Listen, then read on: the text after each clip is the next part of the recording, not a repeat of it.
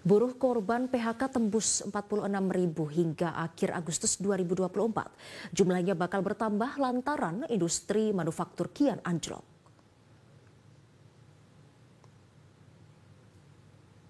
Gelombang PHK terus mengalir. Konfederasi Serikat Buruh seluruh Indonesia mencatat hampir 50.000 buruh kena PHK sejak Januari hingga Agustus 2024. Adapun data Kementerian Ketenagakerjaan menyebutkan jumlah buruh korban PHK menembus 46.000 orang. Industri manufaktur seperti tekstil, garmen, dan alas kaki merupakan sektor paling banyak melakukan PHK. Anjloknya permintaan baru dan merosotnya produksi dalam 3 tahun terakhir menjadi biang kerok PHK di sektor manufaktur. Belum lagi banjir barang impor yang membuat produk dalam negeri kalah bersaing. Asosiasi Pertekstilan Indonesia memperkirakan badai PHK berlanjut karena banyak perusahaan yang tidak mampu bertahan.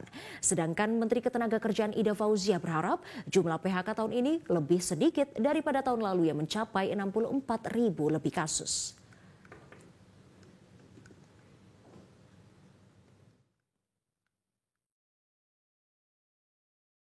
Jelajahi cara baru mendapatkan informasi. Download Metro TV Extend sekarang.